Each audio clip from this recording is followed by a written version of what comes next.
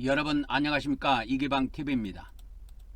6월 30일 이재명 대통령의 오늘의 이모저모입니다. 이재명 대통령의 임기가 6월 4일날 공식 시작되었습니다. 첫 번째 소식입니다. 이재명 대통령의 국정 지지율이 59.7%로 조사되었습니다. 대구 경북을 포함해서 대한민국 전 지역에서 50%를 넘었다는 소식입니다. 리얼미터가 6월 23일부터 27일까지 전국 18세 이상 2,511명을 대상으로 실시한 여론조사에서 이재명 대통령의 국정 수행 긍정평가가 59.7%로 조사되었습니다. 부정평가는 33.6%, 잘 모르겠다는 6.8%로 나타났습니다. 긍정평가는 전주보다 0.4%, 그리고 부정평가는 0.1% 각각 상승했습니다. 리얼미터는 추경안, 시정연설, 대출 규제, 현장 방문, 인사 단행 등이 긍정 요인으로 작용했다고 분석했습니다. 반면 김민석 총리 후보 논란과 나토 정상회의 불참이 상승폭을 제한했다고 지적했습니다. 지역별로는 전 지역에서 긍정평가가 50%를 넘었고 TK 지역에서도 50.1%, 서울은 53.5%, 광주 전라는 79%로 조사되었습니다. 연령별로는 20대를 제외한 모든 연령층에서 과반이 긍정평가를 보였으며 40대는 76%로 가장 높았습니다. 50대는 71.9%, 60대는 58%로 그 뒤를 이었습니다. 같은 조사기관이 6월 26일부터 27일 실시한 정당 지지도 조사에서는 더불어민주당이 50.6%, 국민의힘이 30%로 조사되었습니다. 민주당은 전주보다 2.2% 상승했고 국민의힘은 1.4%포인트 하락했습니다. 두 정당 간 지지도 격차는 20%포인트 이상으로 벌어졌습니다. 조사는 100% 무선 자동응답 방식으로 진행되었으며 신뢰 수준은 95%, 표본 오차는 각각 플러스 마이너스 2.0%포인트와 플러스 마이너스 3.1%포인트입니다. 두 번째 소식입니다. 이재명 대통령이 오늘 문화예술인을 초청해서 문화예술계 수상자와 간담회를 가졌다는 소식입니다. 이재명 대통령은 30일 오후 용산 대통령실 파인그라스에서 문화예술계 인사들과 간담회를 열었습니다. 문화산업에 대한 대대적인 투자와 지원을 통해 대한민국의 문화적 영향력을 세계적으로 확장해야 한다고 강조했습니다. 간담회 주제는 문화 강국의 꿈, 세계로 나아가는 대한민국이었고 세계 무대에서 수상한 예술인들이 참석했습니다. 참석자에는 토니상 육관왕 박천휴, 프랑스 문화훈장 수훈자 조수미, 칸 영화제 수상자 허가영, 로잔 콩쿠르 우승자 박윤재, 폭삭 소가수다 김원석 감독 등이 있었습니다.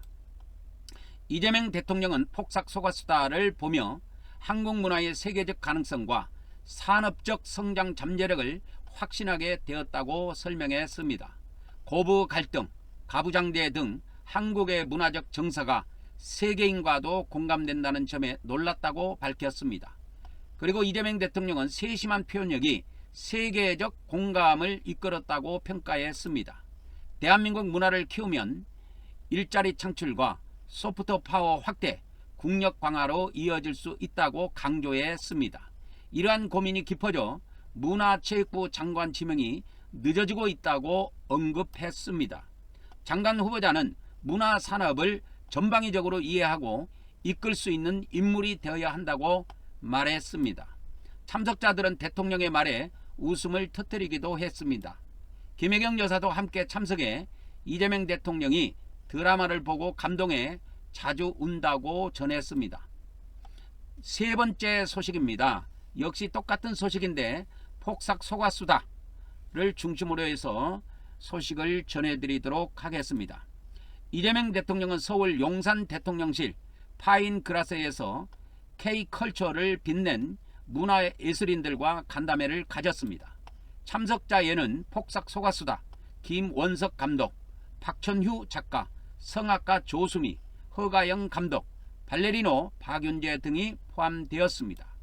이재명 대통령은 폭삭 소가수다를 보고 한국 문화가 세계에 드러날 결정적 계기가 될 수 있다고 확신을 갖게 되었다고 밝혔습니다. 그리고 고부 갈등과 가부장제 같은 주제가 세계인의 공감을 얻는 점에 놀랐다고 말했습니다. 이를 통해 한국 문화의 잠재력이 노래뿐 아니라 다양한 영역에 있음을 느꼈다고 말했습니다. 대통령실 대변인은 이 대통령이 드라마를 보며 눈물을 흘리고 몰래 봤다고 전했다고 소개했습니다. 이에 대해 이재명 대통령은 갱년기 때문인 줄 알았지만 드라마의 공감력 때문이었다고 말했습니다. 폭삭 소가수다가 남미와 유럽에서도 호평을 받았다는 점에서 세계적 가능성을 실감했다고 전했습니다. 이재명 대통령은 이를 통해 국민에게 고급 문화를 즐길 기회를 주고 일자리와 국력도 함께 키우는 방안을 고민하게 됐다고 말했습니다. 그리고 이재명 대통령은 기존에 건강식으로서의 한식의 세계화를 구상했지만 드라마를 보고 문화산업에도 가능성을 봤다고 설명했습니다. 한국 문화를 대대적으로 육성해 소프트 파워를 강화하고 세계적 영향력을 확대할 수 있다고 강조했습니다. 마지막으로 이재명 대통령은 김구 선생의 문화의 힘을 가진 나라가 소망이라는 말을 인용하며 지금이 문화 강국으로 가는 출발점이라고 확신했습니다. 네 번째 소식이 되겠습니다. 이재명 정부가 3차 기술협의서 미 요구 어느 정도 윤곽이 드러났다는 그런 내용입니다. 이재명 정부 출범 후 처음으로 진행된 한미 관세 협상에서 미국 측 요구가 구체화된 것으로 알려졌습니다.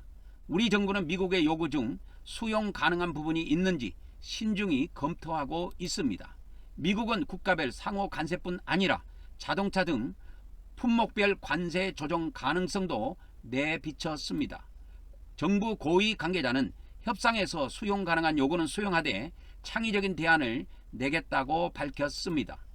그리고 2차 실무 협의부터 미국의 요구 윤곽이 드러났다고 설명했습니다.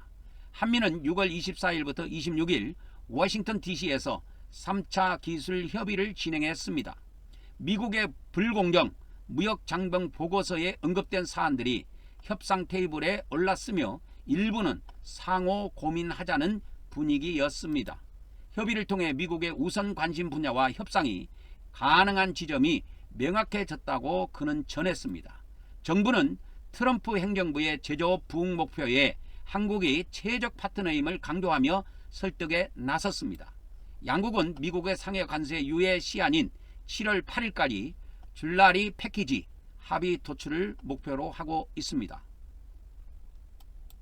그러나 정부는 협상 시한이 넘어도 실질 협상은 계속될 가능성이 높다고 보고 있습니다. 기존 관세 체계로의 복귀는 현실적으로 어렵다는 인식도 있습니다. 미국은 당초 상호 관세 15%만 협상 대상이라고 했지만 최근에는 품목별 관세 논의 여지도 보이고 있습니다. 한국 정부는 주요 수출품인 자동차, 철강 관세도 최소화하는 것을 목표로 협상 중에 있습니다. 다섯 번째 소식이 되겠습니다. 이재명 대통령이 노렌스 웡 싱가포르 총리와 첫 통화를 가졌다는 소식입니다. 이재명 대통령은 30일 노렌스 웡 싱가포르 총리와 취임 후 첫 통화를 했습니다. 웡 총리는 축하 인사를 전하며 양국 관계 발전에 대한 기대와 협력 의지를 밝혔습니다.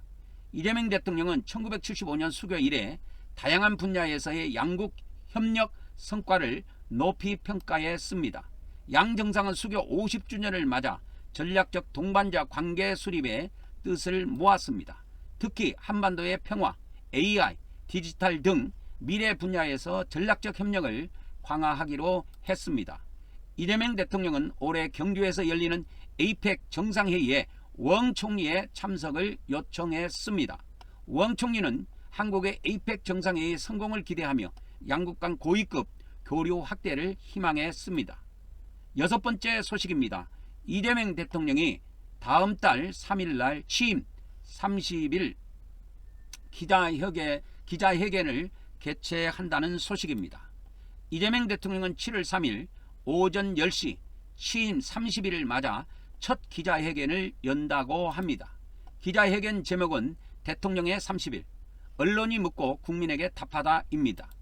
역대 대통령들이 통상 100일 전후에 첫 기자회견을 연 것과 달리 이재명 대통령은 이를 크게 앞당겼습니다.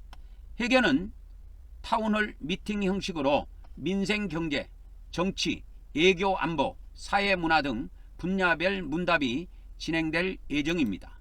대통령실은 이번 회견이 인수위 없이 출발한 국정 운영의 조기 안착과 향후 국정 방향을 국민과 소통하는 계기가 될 것이라고 설명했습니다. 끝! 오늘의 뉴스 끝! 이재명 정부의 성공을 진심으로 기원합니다. 다음 시간에 뵙도록 하겠습니다. 이상 이기방TV였습니다.